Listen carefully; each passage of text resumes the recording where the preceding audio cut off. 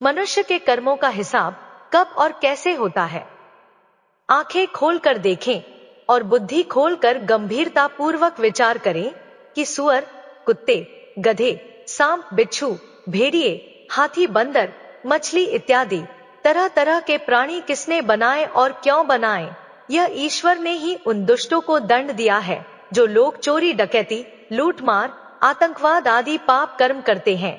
उन्हीं को ईश्वर ने पशु, पक्षी आदि योनियों में दंड दिया है। नमस्कार मित्रों, आज की कहानी बहुत ही शिक्षाप्रद और प्रेरणादायक होने वाली है, इसलिए कहानी को अंत तक जरूर सुने। मित्रों, पुराने समय की बात है। एक देववर्मन नाम का राजा था जिसकी 7 पुत्रियां थी। सभी 7 राजकुमारियां बहुत सुंदर थी, लेकिन जो सबसे छोटी राजकुमारी थी वह बहुत ही सुंदर और समझदार थी।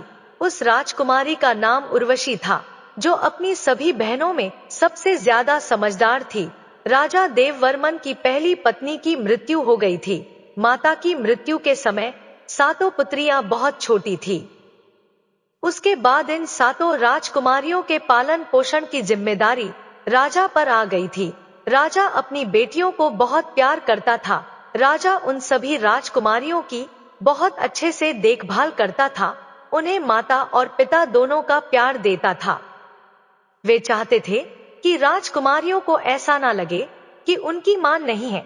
वे उनके लिए तरह तरह के भोजन बनवाते और अच्छे अच्छे कपड़ों का भी प्रबंध करते। राजा अपनी बेटियों का पालन पोषण अच्छे से करने की कोशिश करते थे। अब धीरे धीरे राजकुमारियां बड़ी होने लगी और वे अपने पिता राजा देववर्मन के लिए भोजन बनाकर रख देती थी। जब भी राजा अपने मंत्रियों के साथ किसी राज्य के कार्य के लिए अपनी राजधानी से बाहर जाता, तब राजकुमारियां उनके लिए खाना बनाकर रास्ते के लिए उनके साथ भेज दिया करती। धीरे धीरे समय बीत रहा था। उस राज्य में राजा का एक प्रधान सेवक था जिसकी मृत्यु हो गई थी। वे भी अपने पीछे अपनी पत्नी और एक छोटी लड़की को छोड़ गया था। वे दोनों प्रधान सेवक के बिना इस संसार में अकेली रह गई थी। राजा की 7 लड़कियां अपने पिता के लिए भोजन तैयार करती थी। जब वह राजकुमारियां भोजन तैयार कर रही होती थी, उसी समय उस प्रधान सेवक की पत्नी, जो कि विधवा थी, उनके पास आती और राजा की बेटियों से थोड़ी सी आग मांगती। राजा की छोटी बेटी उर्वशी को वह औरत बिल्कुल भी पसंद नहीं थी। वह उसे लताड़ देती थी और कहती थी कि अपने घर जाकर स्वयं आग जलाओ। तुम रोज रोज हमसे आग मांगने क्यों आ जाती हो? लेकिन उस औरत पर इस बात का कोई असर नहीं होता। वे विधवा औरत प्रतिदिन उनसे आग मांगने के लिए आने लगी। उसे छोटी राजकुमारी कितना भी लताड़ती और मना करती, लेकिन उस पर कोई असर नहीं होता था। राजकुमारी उर्वशी की जो 6 बड़ी बहनें थी, वे अपनी छोटी बहन को बहुत समझाती कि उर्वशी शांत रहा करो, वह बेचारी विधवा है, और यदि हम इसको थोड़ी सी लकड़ी की आग दे देंगे और यह उससे आग जला लेगी तो क्या हो जाएगा? जब देखो तुम उस औरत से लड़ती झगड़ती रहती हो, इसके साथ ही तुम उसको इतना भला बुरा भी सुनाती हो। इसमें उस बेचारी का क्या कसूर है? वे हमारे यहाँ आकर केवल हमारे चूल्हे से थोड़ी सी आग ही तो मांगती है। अपनी बड़ी बहनों की बात सुनकर छोटी राजकुमारी कहती है कि कोई बात नहीं, आज तुम्हें मेरी बात समझ नहीं आती, लेकिन देख लेना, एक ना एक दिन यह औरत हमारे लिए बहुत बड़ी मुसीबत पैदा कर देगी। यह सिलसिला इसी तरह चलता रहा। वह औरत रोज उनके घर पर आग मांगने जाती और जैसे तैसे सबसे नजर बचाकर राजा के खाने में राख मिला देती। क्योंकि वह विधवा औरत बड़ी दुष्ट स्वभाव की थी, वह जल्दी जल्दी राख मिलाकर राजा का बना हुआ भोजन खराब कर देती थी। धीरे धीरे राजा को भी अपने खाने में कुछ खराबी महसूस होने लगी। वह जानता था कि उसके लिए खाना उसकी बेटियां बनाती है। राजा अपनी पुत्रियां से बहुत अधिक प्रेम करता था, इसलिए वे समझ नहीं पा रहे थे कि उनकी पुत्रियां उनके खाने को क्यों बिगाड़ देती हैं। उन्हें इस बात का विश्वास नहीं हुआ। एक दिन राजा देववर्मन ने सोचा कि सच्चाई जानने के लिए मुझे अपनी पुत्रियों पर नजर रखनी चाहिए। क्योंकि मेरी बेटियां मेरे लिए ऐसा तो नहीं कर सकती हैं कि वे मेरा खाना बिगाड़ दे। ऐसा सोच विचार करके राजा अपने कक्ष में चले गए। जब उसकी पुत्रियां खाना बना रही थी तो वे उन्हें खाना बनाते हुए छिपकर देखने लगा कि मेरी बेटियां किस मकसद के लिए मेरे खाने को खराब करती हैं। ऐसा खराब खाना खिलाकर वे मुझे क्यों मारना चाहती हैं। अपने मन में ऐसा विचार करते हुए राजा अपनी पुत्रियों को देखने लगे, क्योंकि वे अपनी पुत्रियों से प्यार भी बहुत करते थे। उन्होंने अपनी पुत्रियों को खाना बनाते हुए दीवार के गुप्त झरोखे से देखे। वे जानना चाह रहे थे कि मेरी बेटियां कैसे खाना बिगाड़ती हैं। उसके सातों लड़कियां बड़ी सावधानी से चावलों को धो रही थी और बड़ी राजकुमारी स्वच्छता से भोजन को तैयार कर रही थी। जैसे ही सभी प्रकार के भोजन बनकर तैयार हो गए तो उन्होंने देखा कि उसकी बेटियों ने बड़ी सावधानी और स्वच्छता के साथ भोजन को चूल्हे से दूर हटाकर रख दिया। इसके बाद राजा ने जो देखा उसे देखकर वे बड़े ही आश्चर्यचकित हुए। राजा ने देखा कि प्रधान की विधवा औरत आग लेने के लिए उनके घर पर आई और उसने अपने घर पर भोजन को पकाने के लिए आग मांगी। तभी उर्वशी उस पर क्रोधित हो गई और उसे खरी खोटी सुनाने लगी। उर्वशी उससे कहने लगी, जब देखो मुंह उठाए आग मांगने चली आती हो। फिर उर्वशी की दूसरी बहनों ने उसे समझाया, कोई बात नहीं, आग ही तो मांग रही है, तुम गुस्सा मत करो। जब वे आग लेकर जाने लगी तो उसने राजकुमारियों की नजर से बचकर सारे खाने में राख मिला दी। इस प्रकार उसने सबसे नजरें बचाकर सारा खाना खराब कर दिया। जब राजा ने देखा कि उसकी बेटियों ने तो बहुत साफ सफाई और बड़े सुंदर तरीके से खाना बनाया था, लेकिन प्रधान की पत्नी ने लकड़ियां लेने के बाद खाने के सामान में राख मिला दी है, तो राजा बहुत क्रोधित हुआ और वह अपने राजमहल में दरबार लगाकर बैठ गया। उसने तुरंत अपने आदमियों को प्रधान की पत्नी को पकड़कर लाने के लिए भेज दिया और उनसे कहा कि प्रधान की पत्नी को मेरे सामने शीघ्र पेश करो। विधवा औरत को राज के दरबार में लाया गया। जब राजा ने उससे इस सारी घटना के बारे में पूछा तो उस विधवा औरत ने कहा, महाराज, मुझे क्षमा करें, मैं तो एक खेल खेल रही थी और मैं तो यह देखना चाहती थी कि आप कितने चतुर और समझदार हैं और कैसे इस समस्या का समाधान निकालते हैं। वह औरत महाराज की प्रशंसा करते हुए कहने लगी, महाराज, आप तो बहुत ही न्यायप्रिय और समझदार हो। इस प्रकार उस औरत ने राजा को अपनी मीठी मीठी बातों में उलझा दिया। उसकी ऐसी बातें सुनकर राजा भी उसकी समझदारी के कारण उस पर अत्यधिक प्रसन्न हो गया और उस पर मोहित भी हो गया। राजा ने उसको दंड देने के स्थान पर उसको रानी बनाने का निर्णय कर लिया और इस तरह उससे विवाह कर लिया। अब वे प्रधान की विधवा पत्नी विवाह करके राजमहल में आ गई। अब वे विधवा से रानी बन गई। अब यह नई रानी राजा की पहली पत्नी से पैदा हुई सातों लड़कियों से बहुत अधिक नफरत और घृणा करने लगी। वह चाहती थी कि किसी भी प्रकार से यह सातों राजकुमारियां महल से निकल जाए। राजकुमारियों को महल से निकालने के लिए वह नई नई साजिशें रचने लगी और विचार करने लगी, जैसे भी हो उनको किसी भी तरह महल से भगा देने के बाद राजा की सारी धन संपत्ति के साथ साथ सभी प्रकार के ऐश्वर्य भी केवल उसके लिए ही होंगे। वह और उसकी अपनी पुत्री अब राज करेंगी।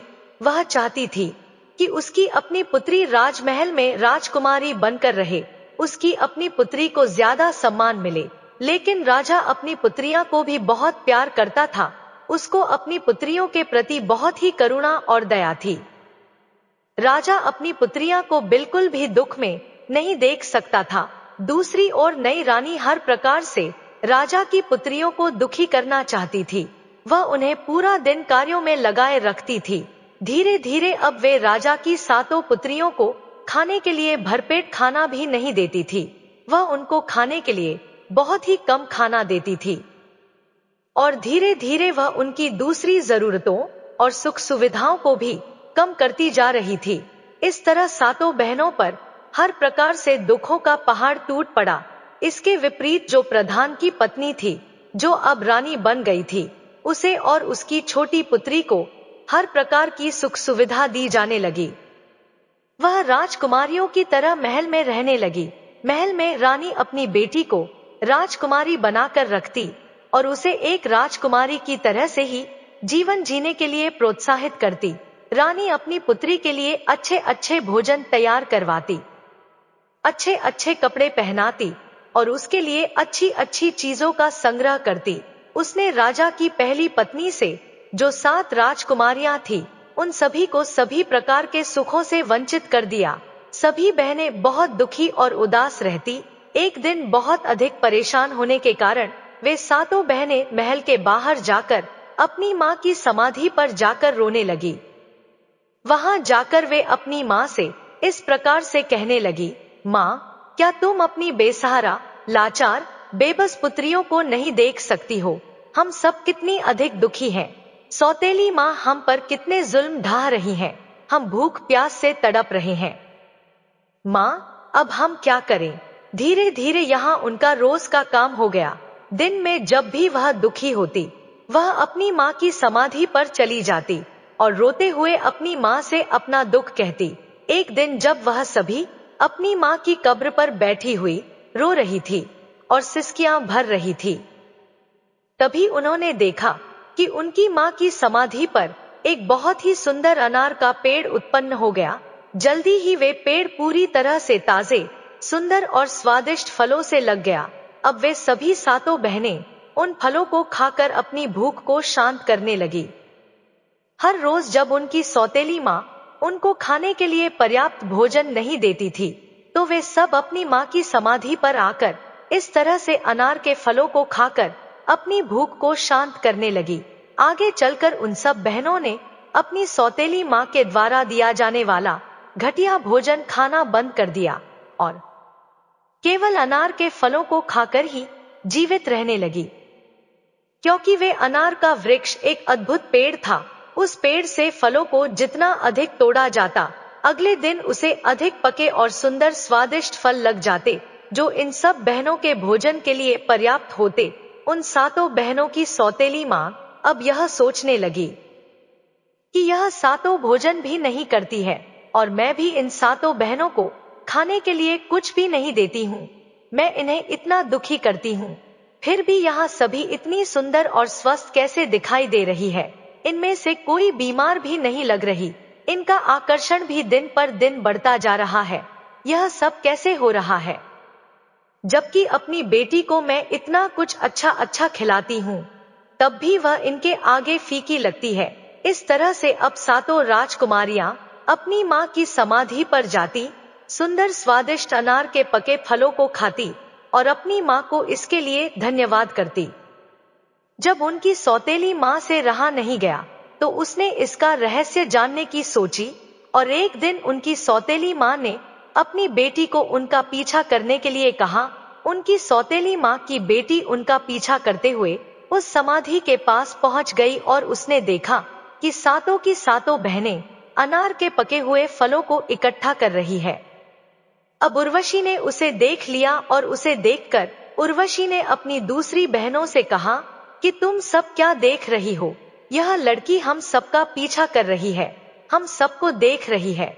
चलो हम मिलकर इसको यहाँ से भगा देते हैं, इन अनार के फलों को छुपा देते हैं, नहीं तो यह यहाँ से जाकर सारी बातें अपनी माँ को बढ़ा चढ़ाकर बताएंगी और यह हमारे लिए बहुत बड़ी परेशानी पैदा कर सकती है। लेकिन उर्वशी की दूसरी बहनों ने कहा, अरे नहीं नहीं उर्वशी, तुम इतनी अधिक परेशान मत हो, यहाँ लड़की तो निर्दोष है, इसकी माँ हमें कष्ट देती है तो इसमें इसका क्या कसूर है? ऐसा कहकर वे उसे अपने पास बुला लेती है और उसको भी खाने के लिए कुछ अनार दे देती है। अब वह लड़की अपने घर आकर अपनी माँ से कहती है, माँ, यह सभी कोई भूखी नहीं रहती है, इनकी माँ की समाधि पर एक अनार का पेड़ है, यह सभी उस पेड़ से अनार के फल तोड़कर खाती हैं और उस पेड़ के फल भी बड़े ही अद्भुत है। ऐसा मीठा फल अपने जीवन में मैंने आज तक कभी नहीं खाया। बेटी के मुख से ऐसी बातें सुनकर रानी बहुत गुस्से में आ गई और वह सोचने लगी कि अब मैं इन्हें वहां से फल खाने से कैसे रोकूं। अगले दिन उसने अपना पूरा समय अपने कक्ष में ही बिताया। राजा ने अपने कक्ष में आकर रानी से पूछा कि रानी, तुम्हारे दुख और उदासी का क्या कारण है? रानी ने राजा से कहा कि मेरे सिर में बहुत दर्द है और ऐसा लगता है कि जैसे यह दर्द मेरी जान ले लेगा। अगर कोई मुझे मेरे इस दर्द से मुक्त कर सकता है तो वह अनार का सुंदर पेड़ है जो तुम्हारी पहली पत्नी की समाधि पर है। वह अनार का पेड़ ही मेरा यह दर्द दूर कर सकता है। राजा के पूछने पर उसने कहा कि उस पेड़ को उखाड़कर उसकी जड़, उसके तने और साथ में उसके पत्तों को पानी में उबालकर जो जल तैयार होगा, उस उबले जल से मेरे सिर की मालिश करने पर और मेरे द्वारा उसका सेवन करने पर मेरे सिर का दर्द ठीक हो जाएगा। रानी की बात मानकर राजा ने उसी समय अपने नौकरों को अपनी पहली पत्नी की समाधि पर भेजा और कहा कि समाधि पर जो अनार का पेड़ है उसका जड़, तना और पत्तों समेत उखाड़कर मेरे पास यहाँ लेकर आओ। सेवकों ने तुरंत राजा की आज्ञा का पालन किया और उस सुंदर अनार के पेड़ को जड़ से उखाड़ कर ले आए। जैसे रानी ने बताया था, ठीक उसी प्रकार राजा ने सेवकों के द्वारा उस पेड़ को जल में उबालकर रानी के लिए उसे औषधि के रूप में तैयार करवा दिया। उससे रानी के सिर की मालिश की गई और उसे सेवन करवाया गया। सेवन करने के बाद उस क्रूर रानी ने राजा से कहा कि अब मैं बिल्कुल ठीक हो गई हूँ और बहुत अच्छा महसूस कर रही हूँ।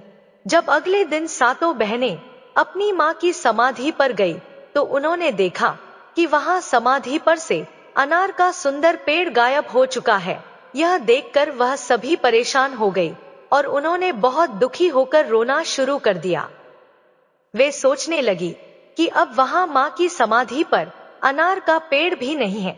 वे कहाँ जाएंगी और क्या खाएंगी? अनार का पेड़ न होने के कारण अब वे सभी फिर से भूखी मरने लगेंगी। दुखी होकर वे अपनी माँ से प्रार्थना करने लगी। तभी उन्होंने देखा कि अनार के पेड़ के स्थान पर एक छोटा सा तालाब बन गया जो मक्खन जैसे पदार्थ से भरा हुआ था, जो जल्द ही सफेद ठोस रोटी की तरह बन गया। यह देखकर सभी बहनें बहुत खुश हुई और उसमें से कुछ रोटी को लेकर खाने लगी, जो खाने में बहुत ही अधिक स्वादिष्ट थे और उन्हें बहुत पसंद भी आए। अगले दिन भी वही हुआ और इसके बाद अब रोजाना यही होने लगा। हर रोज सभी राजकुमारियां अपनी माँ की समाधि पर जाती और देखती कि एक छोटे से तालाब में पहले से ही मक्खन बनता है। फिर वह मक्खन रोटी का रूप ले लेता है और उस रोटी को खाकर वह सब अपनी भूख को शांत कर लेती। अनार का पेड़ उखड़ जाने के बाद भी सातों राजकुमारियों की पहले जैसी हालत देखकर रानी परेशान हो गई। उस दुष्ट रानी ने अपनी पुत्री को बुलाकर कहा, पता नहीं यह क्या हो रहा है। मैंने तो उस अनार के पेड़ को उखड़वा दिया है जो रानी की समाधि पर उगा था, फिर भी वे सब लड़कियां बिल्कुल भी दुखी नहीं लगती। ना ही वह उदास है और ना ही वह दुबली पतली हुई है। फिर वह अपना भोजन कहाँ से खाती है? क्योंकि महल में जो भोजन मैं उन्हें देती हूँ उसे तो वह खाती नहीं है। इसलिए तुम फिर से उनका पीछा करके पता लगाओ। रानी ने अपनी पुत्री से कहा कि वह उन पर नजर रखें और देखें कि क्या माजरा है। पहले की तरह अगले दिन भी सातों बहनें अपनी माँ की समाधि पर चली गई और जब वे वहां जाकर मक्खन से बने रोटी को खा रही थी, तभी सबसे पहले उर्वशी ने सौतेली माँ की बेटी को देखा जो छुपकर उन पर नजर रख रही थी। उसने अपनी बड़ी बहनों से कहा कि देखो, यह लड़की दोबारा यहाँ पर आ गई है और हम पर नजर रख रही है। चलो हम इस तालाब को ढक लेते हैं जिससे वह इस तालाब को नहीं देख सकेंगी। अगर हमने अपने रोटी का थोड़ा सा टुकड़ा भी इसको दिया तो यह जाकर अवश्य ही अपने दुष्ट माँ को बता देगी और यह हमारे लिए दुर्भाग्य की बात होगी, क्योंकि वह दुष्ट रानी फिर से कोई ना कोई षड्यंत्र रचेगी। उर्वशी की बड़ी बहनों ने समझा कि उर्वशी बिना किसी बात के उस बेचारी पर संदेह कर रही है, इसलिए उन सब ने उसके सुझाव पर बिल्कुल भी ध्यान नहीं दिया और उसके विपरीत इन्होंने प्रधान की पुत्री को भी स्वादिष्ट रोटी खाने के लिए दे दिए। जब उनकी सौतेली माँ को सातों राजकुमारियों के बारे में यह रोटी वाली बात पता चली तो वह क्रोध से बहुत लाल पीली होने लगी और उसके साथ ही उसने अपने नौकरों को बुलाकर कहा कि अभी जाओ और रानी की समाधि को वहां से उखाड़ दो और उसके पास में जो छोटा सा तालाब है उस तालाब को कूड़ा करकट आदि से भरकर नष्ट कर दो। इस पर भी रानी संतुष्ट नहीं हुई। एक दिन रानी फिर से भयंकर बीमारी का बहाना करके अपने कक्ष में पड़ी रही और महाराज को बुलाया गया। महाराज ने आकर रानी की बीमारी का कारण जानना चाहा। राजा ने कहा कि चाहे मेरा सारा साम्राज्य बिक जाए, लेकिन मैं तुम्हारी बीमारी को ठीक करने के लिए तुम्हें अच्छे से अच्छे वैद्य को दिखाऊंगा और तुम्हें बिल्कुल ठीक कर दूंगा। लेकिन वह रानी तो अपनी चाल चल रही थी, वह तो स्वभाव से ही दुष्ट थी। तो वह दुष्ट रानी कहने लगी कि इतना कुछ करने की जरूरत नहीं है, मेरे जीवन को तो केवल तुम्हारा एक छोटा सा कार्य ही बचा सकता है। राजा ने कहा, तुम कहो तो सही, जो तुम कहोगी मैं उसे अवश्य पूरा करूंगा, इसके लिए मैं तुमसे प्रतिज्ञा करता हूं। फिर रानी ने कहा, मेरे जीवन को बचाने के लिए तुम एक आवश्यक कार्य कर दो। आपके जो पहली पत्नी से 7 राजकुमारियां हैं, आप उनकी हत्या कर दो और उनकी हत्या करने के बाद उनका खून मेरे सर और मेरी हथेली पर लगाना। इस तरह से उनकी मृत्यु से मेरा जीवन बच जाएगा। इन शब्दों को सुनकर राजा दुख और पीड़ा से भर गया। उसके पैरों के नीचे से जैसे जमीन ही गायब हो चुकी थी। वे मूर्छित सा होकर गिरने वाला हो गया, लेकिन फिर भी राजा ने अपने आप को संभाल लिया। राजा को अपनी प्रतिज्ञा टूटने का भय था और वह अपने राजकुमारियों को भी बहुत प्यार करता था। फिर राजा ने अपना मन को कड़ा किया और राजकुमारियों को तलाश करने लगा। राजा ने अपनी 7 राजकुमारियों को अपनी मां की समाधि पर बैठे देखा। राजा उनके पास पहुंचा तो उसने देखा कि उसकी 7 पुत्रियां अपनी मां की समाधि के पास बैठकर रो रही थी। अपने पुत्रियों की ऐसी हालत देखकर राजा का हृदय कांप उठा, क्योंकि वे अपनी बेटियों से बहुत ही प्रेम करता था। एक तरफ उसकी रानी की इच्छा और राजा की प्रतिज्ञा, और दूसरी तरफ उसकी बेटियों का जीवन। उसे समझ नहीं आ रहा था कि वह क्या करे। अपने पुत्रियों के पास पहुंचकर राजा प्रेम पूर्वक अपनी पुत्रियों से बोला कि तुम मेरे साथ इस महल से बाहर जंगल में चलो। पिता की बात मानकर वह सभी उसके साथ चल पड़ी। वे उन सभी को लेकर जंगल की ओर चल दिया। जंगल में कुछ दूर जाकर एकांत में राजा ने आग लगाई और उन सब के लिए कुछ चावल को पकाकर उनको खाने के लिए दिया। दोपहर का समय था। इस समय बहुत अधिक गर्मी हो रही थी, जिसके कारण सभी 7 बहनें खाना खाने के बाद गहरी नींद में सो चुकी थी। जब राजा ने देखा कि 7 बहनें सो चुकी हैं, तो वह चोरी से छुपकर उन लड़कियों से निगाह बचाकर वहां से भाग गया। उन सबको गहरी नींद में सोते हुए राजा ने वहीं पर छोड़ दिया। राजा अपने मन में यह सोचकर खुश था कि चलो हमारी पुत्रियां जहां कहीं भी रहेंगी, कम से कम जीवित और ठीक तो रहेंगी। वे अपनी सौतेली मां के अत्याचारों से तो बची रहेंगी या कहीं जाकर अपना जीवन गुजार लेंगी। साथ ही उसने भगवान से प्रार्थना की, हे प्रभु, इस एकांत जंगल में उसकी पुत्रियों को भूखे प्यासे किसी जानवर के भोजन के रूप में मृत्यु को प्राप्त हो जाने से बचाए। राजा इस प्रकार सोचते हुए और बार बार भगवान से प्रार्थना करते हुए वहां से चला गया। राजा ने वापस आते समय जंगल में एक बंदर को मारा और उसके खून को लेकर महल में वापस आ गया। उसने रानी के सिर और हथेली पर उस बंदर के खून को लगा दिया। उस क्रूर रानी ने सोचा कि राजा ने सच में 7 राजकुमारियों को मार दिया है। उसने राजा से कहा कि अब वह बिल्कुल ठीक महसूस कर रही है। उधर जंगल में राजा के चले जाने के बाद 7 बहनों की नींद खुल गई। उन्होंने अपने आप को घने जंगल में अकेले पाया। जब उन्होंने अपने चारों तरफ भयंकर जंगली जानवरों के चिंघाड़ने की आवाजों को सुना, तो उन आवाजों को सुनते ही वे डरकर कांपने लगी। उनका पूरा शरीर भय से कांपने लगा, जिसके कारण वे सब रोने और चिल्लाने लगी।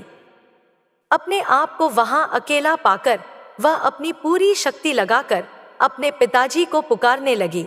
उन्हें आशा था कि उनकी आवाज को सुनकर उनके पिता जरूर आएंगे, लेकिन उन सबको ऐसा करते हुए बहुत समय गुजर गया, लेकिन राजा नहीं आए। उन सबको अपनी आवाज के सिवाय ऐसा सुनाई दे रहा था जैसे बादल गड़गड़ा रहे हो। इसके अतिरिक्त वहां कुछ नहीं था। ठीक उसी दिन उस जंगल में एक दूसरे पड़ोसी राज्य के 7 राजकुमार वहां शिकार खेलने के उद्देश्य से आए थे।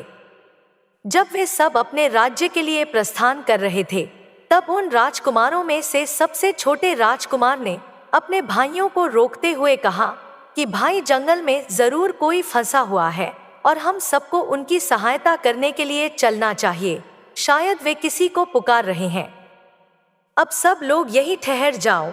मैं समझता हूँ कोई रो रहा है और किसी को बुला रहा है।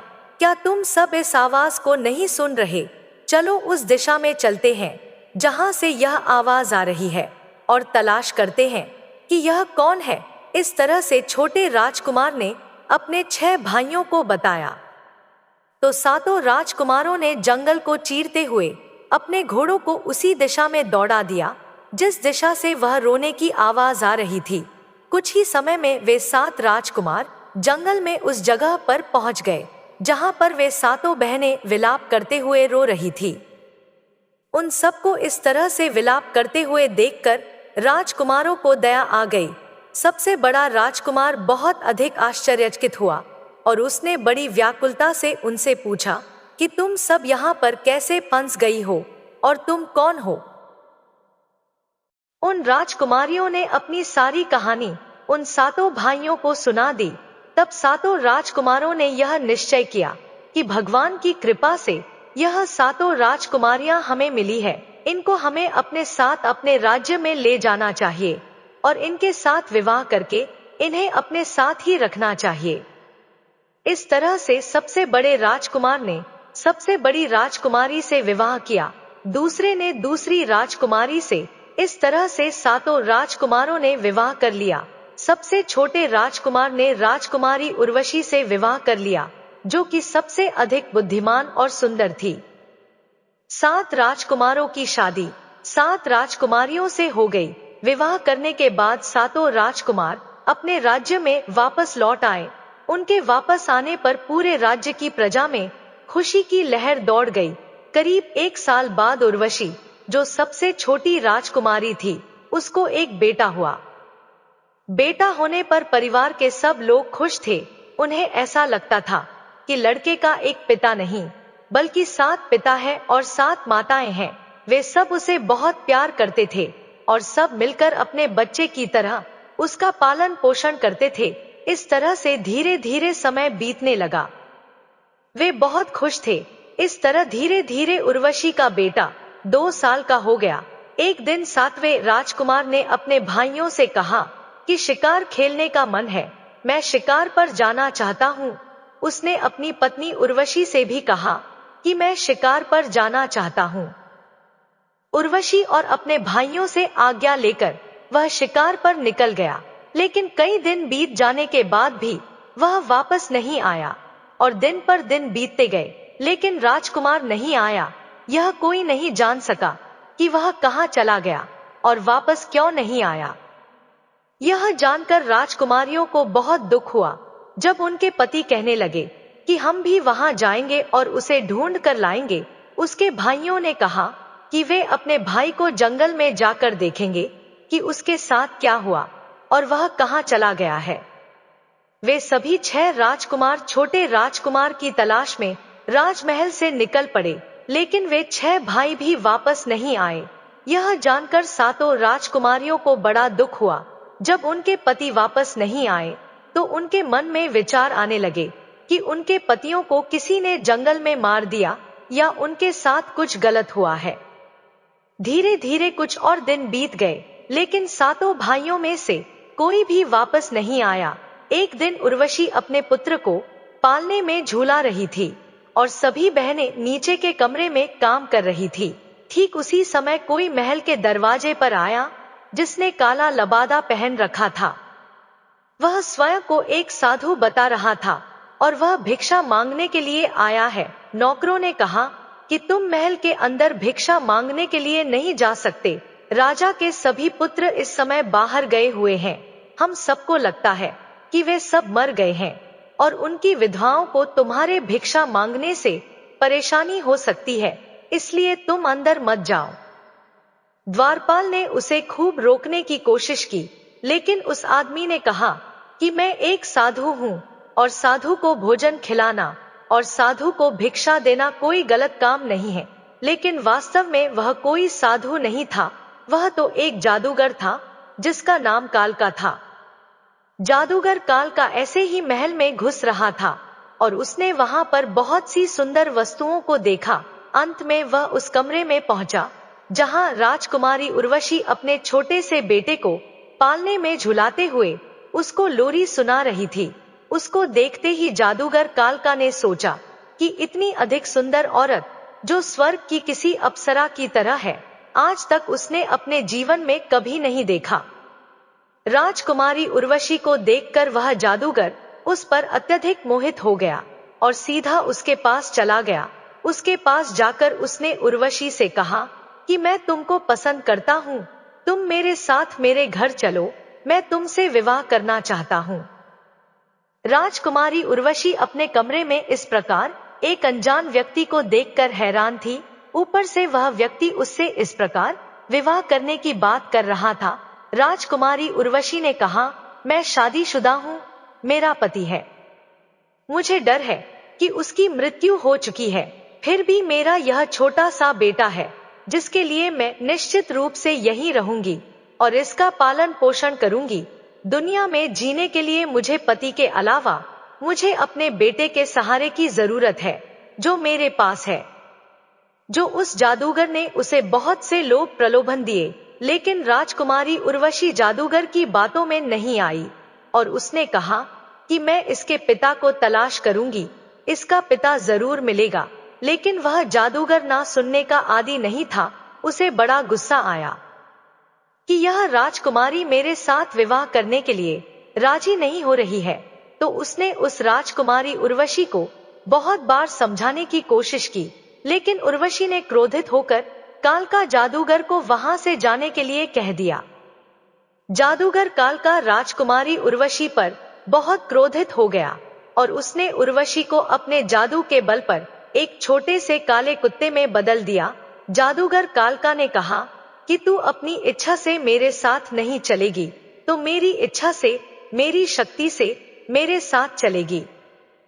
जब उस जादूगर ने राजकुमारी उर्वशी को कुत्ता बना दिया, तो कुत्ता बनकर वह इधर उधर भागने लगी। बेचारी के पास कोई शक्ति भी नहीं थी जिससे वह अपनी दूसरी बहनों को बता सके कि उसके साथ क्या हुआ है। विवश होकर वे एक कुत्ते के रूप में अपनी विवशता लिए जादूगर कालका के इशारे में चलने लगी। जादूगर कालका जैसे ही महल के दरवाजे से पहुंचा, तो द्वारपालों ने उससे पूछा कि तुमने इस छोटे से कुत्ते को कहां से लिया है। तो उस जादूगर ने जवाब दिया कि राजकुमारियों ने इस कुत्ते को मुझे एक उपहार के रूप में दिया है। यह सुनते ही द्वारपालों ने उसे कुछ भी पूछे बगैर महल के दरवाजे से बाहर जाने दिया। कुछ समय बाद उर्वशी की दूसरी बड़ी 6 बहनों ने अपने भांजे के रोने की आवाज सुनी। जब वे सीढ़ियों से चढ़कर उसके कमरे में गई, तो उन्होंने देखा कि वहां कमरे में कोई भी नहीं था। उन्होंने चारों ओर देखा, लेकिन उन्हें उर्वशी कहीं दिखाई भी नहीं दे रही थी। फिर उन्होंने सेवकों से पूछा, तो सबने उन्हें बताया कि कोई साधु आया था। उन्होंने उस साधु के काले कुत्ते के बारे में भी उनको बताया। राजकुमारियों ने अंदाजा लगा लिया कि जरूर उर्वशी के साथ कुछ बुरा हुआ है और वह हमें छोड़कर चली गई है। उसके साथ जरूर कोई षड्यंत्र रचा गया है। अब धीरे धीरे समय गुजरता रहा। राजकुमारी उर्वशी के पुत्र को 6 मौसियों ने मिलजुल कर पाल लिया और वह अब 14 साल का हो गया था। एक दिन उसकी मौसियां उसे अपने परिवार का इतिहास बताने लगी। राजकुमार ने सब कुछ ध्यान से सुना। वह राजकुमार अपने माता पिता के बारे में सुनकर बहुत दुखी हो गया। राजकुमार अपने माता पिता और अपने ताऊ को ढूंढने के लिए बड़ा उतावला हो उठा। उसने दृढ़ संकल्प कर लिया कि वह संसार में कहीं भी किसी भी कोने में जहां भी उसके परिवार वाले होंगे वह उन्हें ढूंढकर जरूर लाएगा। उसने अपने इस दृढ़ संकल्प को अपनी मौसियों को बताया कि वह अपने माता पिता और ताऊ को, यदि वह सब जिंदा मिल गए, तो सबको ढूंढकर अपने घर वापस लेकर आएगा। उसकी मौसियों को उसके दृढ़ संकल्प के बारे में जानकारी होने पर सब उसे रोकने लगे। वे उससे कहने लगी कि वे अपना विचार बदल दे। वे कहने लगी, बेटा, जो लोग जाने थे वह लोग चले गए, अब कहीं हम तुम्हें भी ना खो दें। हमने अपने पतियों और अपनी बहन को तो खो दिया, और अब हम तुम्हें खोना नहीं चाहते। उनकी तरह यदि तुम भी हमसे दूर चले गए तो हम किसके सहारे जिंदा रहेंगे, और जिंदा रहकर भी क्या करेंगे। तब राजकुमार ने अपनी मौसियों से कहा, तुम मुझे मत रोको, अगर यह संभव हुआ तो मैं अपने साथ अपने माता पिता और ताऊ को भी लेकर जल्दी ही वापस आऊंगा। फिर इस तरह से वह अपनी यात्रा पर चल पड़ा।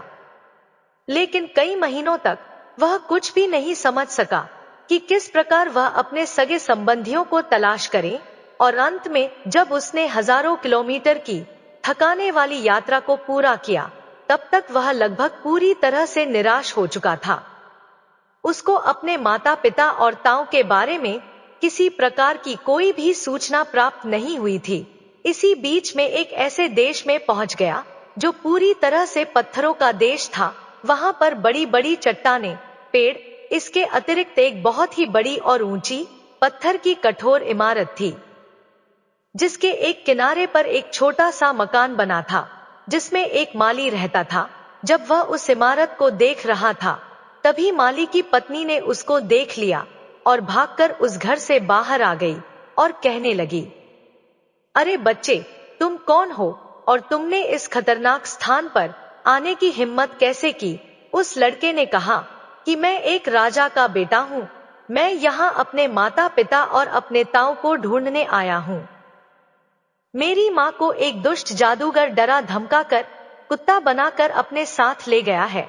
उसकी बात सुनकर माली की पत्नी ने कहा कि यह देश और यह स्थान एक महान जादूगर का ही है, उसके पास हर प्रकार की शक्ति है।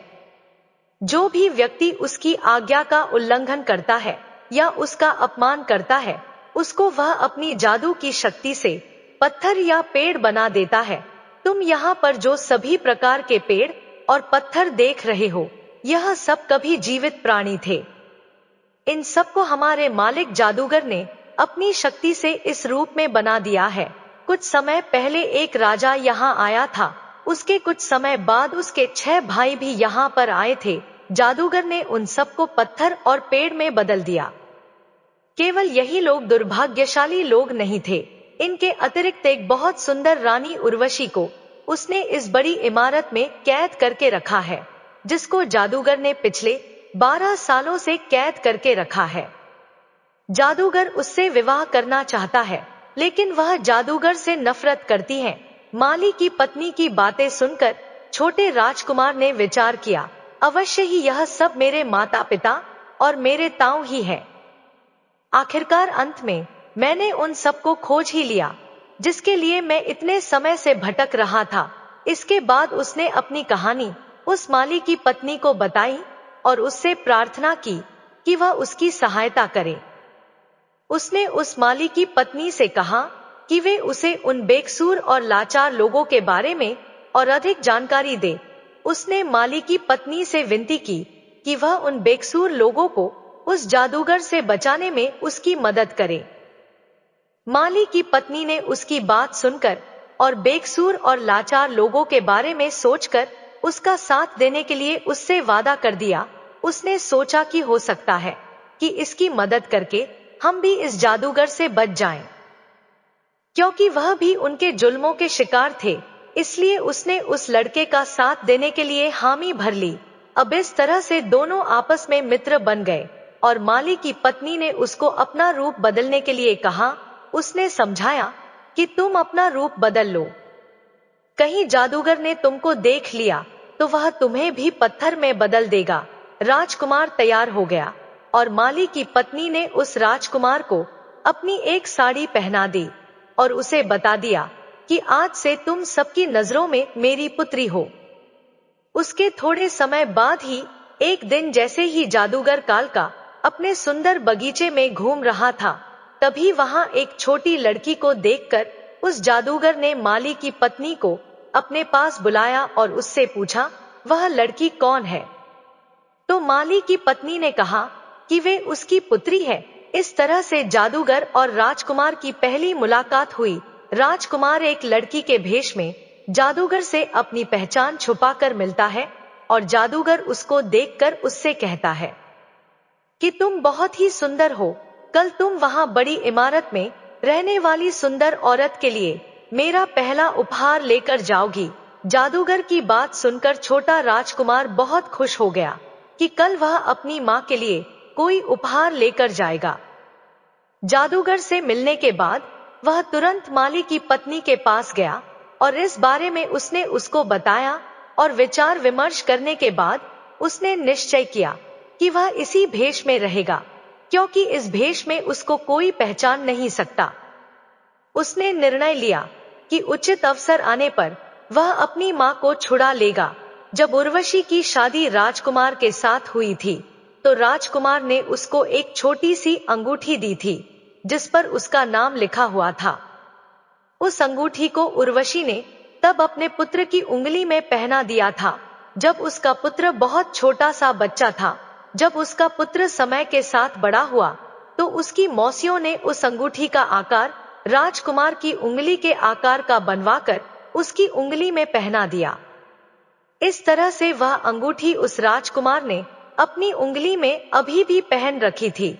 माली की पत्नी ने राजकुमार को सुझाव दिया कि तुम कुछ ऐसा इस गुलदस्ते में छिपा कर रख दो जिसे देखकर तुम्हारी मां तुम्हें पहचान जाए, और कहा कि यह सब शीघ्र यथाशीघ्र, बिना किसी समस्या के, बिना किसी कठिनाई के संभव नहीं होगा, क्योंकि एक दरबान हमेशा बेचारी राजकुमारी उर्वशी के ऊपर नजर रखता था।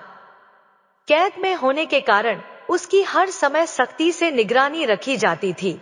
माली की पुत्री के रूप में राजकुमार को हर रोज फूलों का गुलदस्ता जादूगर की तरफ से अपनी मां तक पहुंचाने का मौका मिल चुका था। अब वह हर रोज फूलों का गुलदस्ता रानी उर्वशी तक पहुंचाने लगा। जादूगर की एक दासी हमेशा उसकी मां के कमरे में रहती थी। अंत में एक दिन किस्मत ने उस राजकुमार का साथ दिया और उसको एक ऐसा मौका मिल गया जब कमरे में उसकी मां के अतिरिक्त और कोई दूसरा व्यक्ति नहीं था। जब कोई भी उसको नहीं देख सकता था, तो उसने अपनी उंगली में पहनी अंगूठी को निकालकर उसे फूलों के गुलदस्ते में बांधकर अपनी मां उर्वशी के कदमों में डाल दिया। इस अंगूठी के जमीन पर गिरते ही आवाज आई। जैसे ही रानी उर्वशी ने उस फूल के गुलदस्ते की ओर ध्यान दिया, उर्वशी ने देखा कि इन फूलों के अंदर ऐसा क्या है जो यह विचित्र आवाज कर रहा है। ध्यान से देखने पर उसने एक छोटी सी अंगूठी को फूलों के साथ बंधे हुए पाया। उस अंगूठी को पहचानते ही जब उसने फूलों का गुलदस्ता लाने वाली लड़की की ओर देखा, तो लड़की बने राजकुमार ने उसे अपने बारे में बताया। अपने पुत्र द्वारा बताई गई सारी कहानी पर उसको तुरंत विश्वास हो गया। राजकुमार ने अपनी मां से कहा कि कितनी खोज करने के बाद उसने उनको प्राप्त कर लिया है और उसे बचाने की कोशिश कर रहा है। अपने जीवन को खतरे में डालकर वह अपने माता पिता और ताऊ को दुष्ट जादूगर कालका से मुक्त करा कर ले जाएगा। उसकी मां ने उसको बताया कि उसे इस जादूगर ने पिछले 12 सालों से किस तरह से कैद कर रखा है और उसने इस इमारत के सारे दरवाजों को भी बंद करके रखा है, क्योंकि वह मुझसे विवाह करना चाहता है। मैंने उसे विवाह करने के लिए मना कर दिया। बेटे ने कहा, मां, तुमने कालका जादूगर से 12 सालों तक केवल कठोरता और क्रोध से बात की है। तुम जादूगर से कहो कि मैंने इतने लंबे समय तक अपने पति का शोक किया, अब मैं तुमसे शादी करने को तैयार हूं। इसके बाद दोनों मां बेटा बैठकर अपनी योजना बनाने लगे और उसको अंजाम देने के बारे में सोचने लगे। बेटा कहता है, इसके बाद आप यह पता लगाना कि उसकी शक्ति क्या है और क्या वह अमर है या उसे मार डाला जा सकता है। रानी उर्वशी ने अपने बेटे की सलाह को मानने का निश्चय किया और अगले दिन काल का जादूगर के लिए उसी प्रकार से संदेश भिजवा दिया जैसा उसके पुत्र ने सुझाव दिया था। जादूगर यह सुनकर बहुत प्रसन्न हुआ और वह जल्द से जल्द शादी करने के लिए कहने लगा। उसके बाद जादूगर कालका ने उर्वशी से महल में चलने के लिए विनती की, लेकिन उर्वशी ने उसको कहा कि इससे पहले कि वह उससे शादी करे, उसे उसको थोड़ा और अधिक समय देना चाहिए ताकि वह आपस में और अधिक परिचित हो सके। और उसने कहा कि दुश्मनी जितनी लंबी होती है, दोस्ती होने के बाद उनकी दोस्ती का स्तर और भी मजबूत हो सकता है। इसके बाद उर्वशी ने जादूगर से पूछा, क्या आप पूरी तरह से अमर हैं? क्या आपको कभी मृत्यु छू नहीं सकती? क्या आप मानव जाति को महसूस करने के लिए एक महान जादूगर हैं? तब जादूगर ने कहा, तुम यह क्यों पूछ रही हो? तो रानी उर्वशी ने जवाब दिया कि शादी करके आपकी पत्नी बनने से पहले मैं आपके बारे में सब कुछ जानना चाहती हूँ। यदि कोई आपदा आपके ऊपर आ गई तो मैं उसे कैसे काबू करूंगी? पहले पति और पहले पुत्र को तो मैंने खो दिया, लेकिन अगर मैं तुमसे शादी करूंगी और मैं तुम्हें खो दूंगी तो मैं किसके सहारे रहूंगी? काल का जादूगर ने कहा कि यह सच है, मैं दूसरे के रूप में नहीं हूँ। यहाँ से बहुत दूर सैकड़ों मील की दूरी पर एक घना जंगल है। उस घने जंगल के बीच में एक ढका हुआ गोला है जहाँ पर केवल ताड़ के पेड़ हैं और उन ताड़ के वृक्षों के घेरे के केंद्र में 6 बड़े पानी से भरे हुए तालाब है जो एक दूसरे के ऊपर गिरते हैं। छठे तालाब के नीचे एक छोटा सा पिंजरा है जिसमें एक हरे रंग का तोता रहता है। उसी तोते के जीवन पर मेरा जीवन निर्भर है। उस तोते के मर जाने से ही मैं मरूंगा।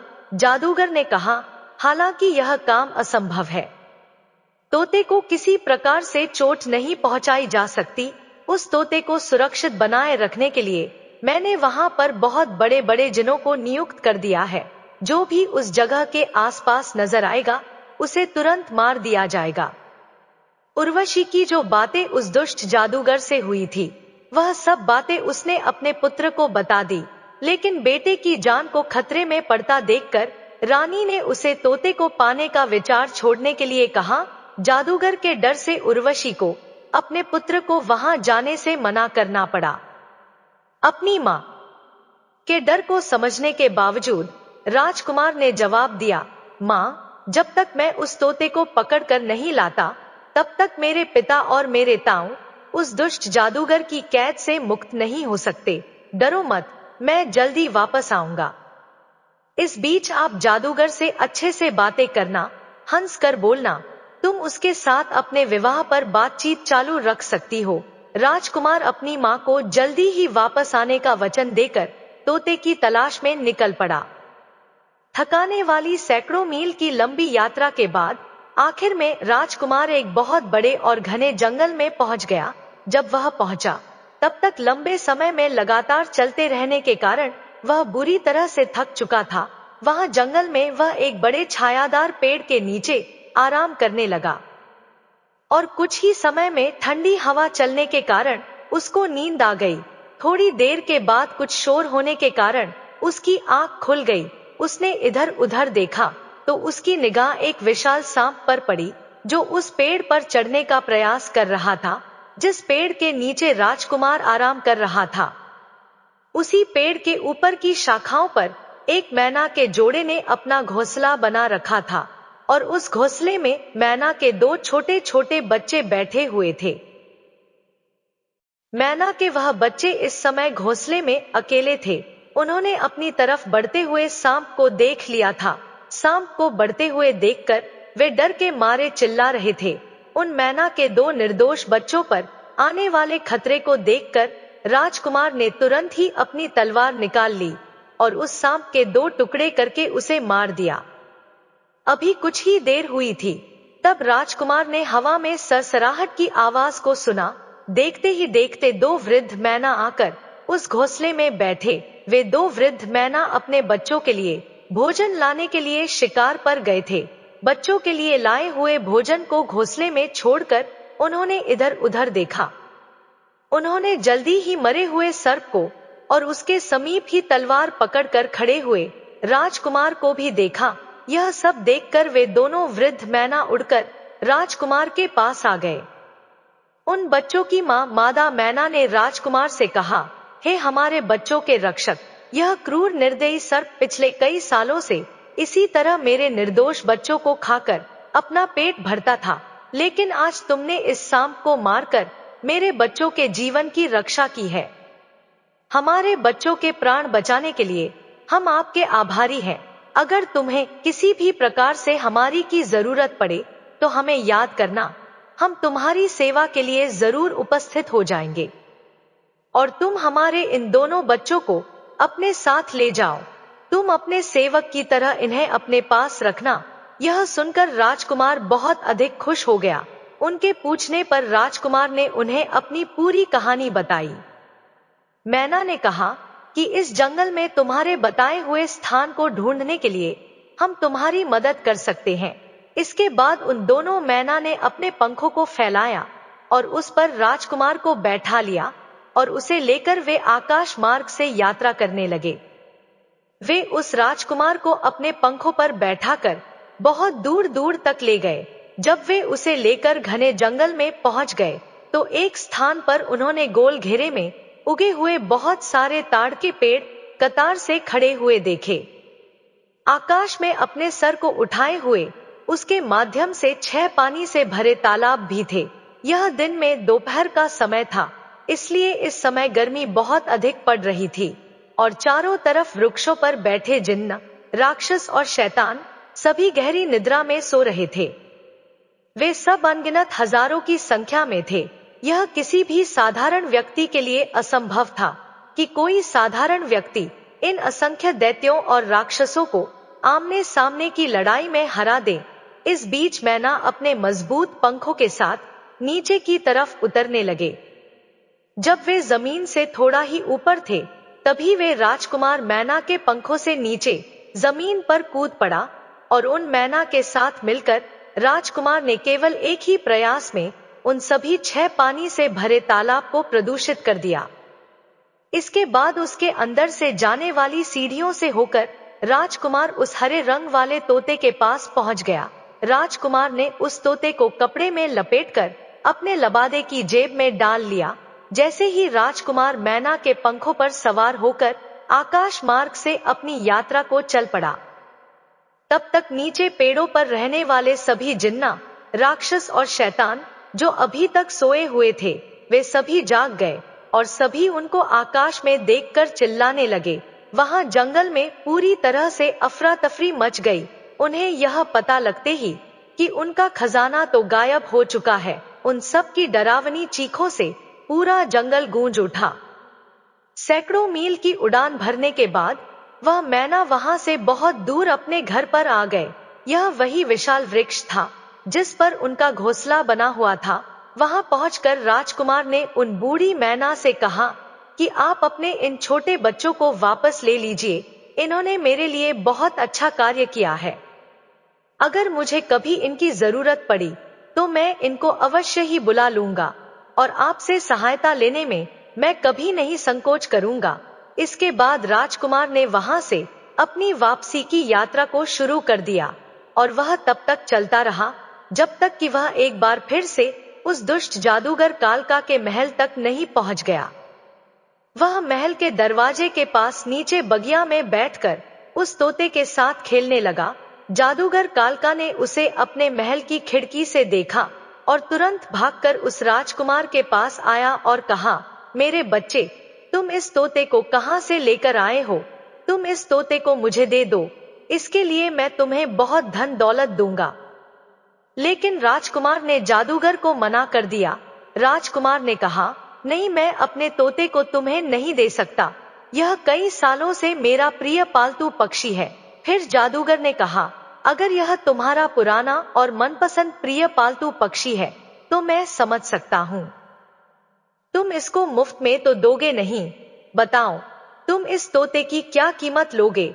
राजकुमार ने कहा, साहब, मैं अपने प्यारे तोते को नहीं बेच सकता। इसलिए जादूगर कालका बहुत अधिक भयभीत हो गया। और उसने कहा, तुम इसके बदले में मुझसे कुछ भी ले सकते हो, बस तुम मुझे यह तोता दे दो। जादूगर की यह बात सुनकर राजकुमार उससे बोला, चलो ठीक है, अगर तुम इसके बदले में कुछ देना ही चाहते हो तो मैं भी यह तोता तुम्हें दे दूंगा। राजकुमार की बात सुनकर जादूगर खुश होते हुए बोला, ठीक है, बताओ तुम्हें क्या चाहिए, मैं तुम्हें जरूर दूंगा। अब राजकुमार ने कहा, सबसे पहले तुम उन 7 राजाओं को मुक्त करो जिसको तुमने पत्थर और वृक्ष बना रखा है। जादूगर ने कहा, ठीक है, तुम्हारी इच्छा पूर्ण होगी, तुम मुझे केवल यह तोता दे दो। इसके बाद रानी उर्वशी के पति समेत दूसरे 6 राजा अपने प्राकृतिक रूप में आ गए। फिर काल का जादूगर ने कहा, देखो मैंने इन्हें फिर से ठीक कर दिया है, अब तो मुझे तोता दे दो। लेकिन उस राजकुमार ने कहा, इतनी जल्दी भी क्या है, पहले तो उन सभी लोगों को आजाद करो जिनको तुमने अपनी कैद में कर रखा है। जादूगर ने कहा, ठीक है। इसके बाद जैसे ही जादूगर ने अपनी छड़ी को घुमाया, सब के सब प्राणी जो कि पत्थर और वृक्ष बने हुए थे, सब अपने अपने प्राकृतिक शरीर में आ गए।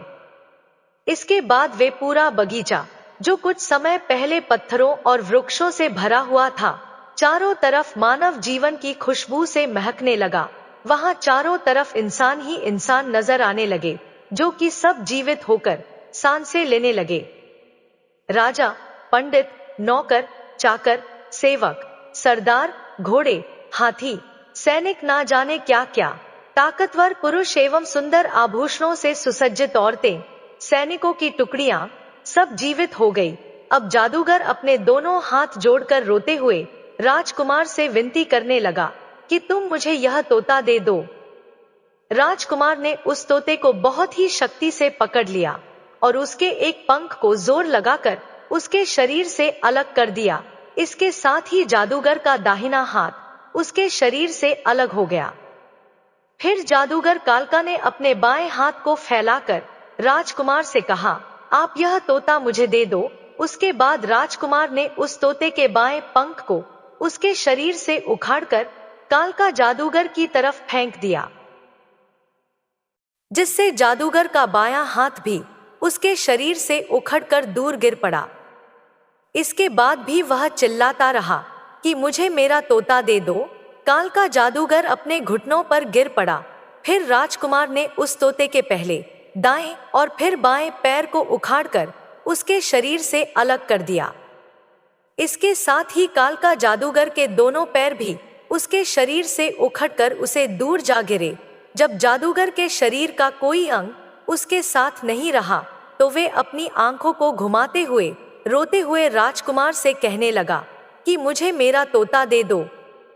अब राजकुमार ने उस तोते का सर पकड़कर उसकी गर्दन मरोड़ दी, जिससे उस तोते के प्राण पखेरु उसके शरीर से बाहर निकल गए। इसके साथ ही राजकुमार ने वह तोता कालका जादूगर के पास फेंक दिया, लेकिन जादूगर कालका के प्राण पखेरु उसके शरीर को छोड़ चुके थे और वे मर चुका था।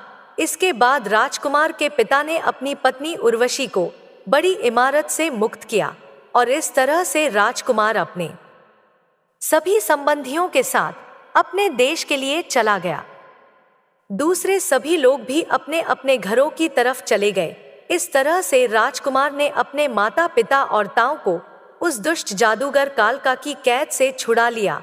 अब वे सभी एक सुखी जीवन जीने लगे। उसकी मौसियां जो उन सभी का इंतजार कर रही थी, वह भी अपने पतियों को देखकर बहुत खुश हो गई और सुख से अपना जीवन व्यतीत करने लगी। मित्रों, कर्म वो आईना है जो हमें हमारा असली चेहरा दिखा देता है, क्योंकि कोई भी व्यक्ति अपनी खूबसूरती से नहीं बल्कि अपने कर्मों से बड़ा होता है। व्यक्ति को हमेशा ऐसे कर्म करने चाहिए जिससे वह किसी के काम आ सके। कर्मों की ताकत इतनी है कि इसी के चलते स्वर्ग का सुख ऐश्वर्य भोगने के पश्चात इंद्रदेव को भी अच्छे कर्मों के अभाव में दोबारा योनियों में भटकना पड़ा था। मित्रों, ईश्वर कर्मों का हिसाब किताब लगातार करते रहते हैं। हर कर्म का फल व्यक्ति को उसी जन्म में या अगले जन्म में मिलता है। यह कर्मों के नियम का सिद्धांत है जो हर व्यक्ति को अपने कर्मों के अनुसार फल भोगने के लिए बाध्य करता है। तो प्रिय मित्रों, हमारी आज की यह कहानी यहाँ समाप्त होती है। मित्रों, कहानी कैसी लगी कमेंट करके जरूर बताएं। वीडियो को लाइक शेयर करें और हमारे चैनल को सब्सक्राइब करें। आप सभी का धन्यवाद।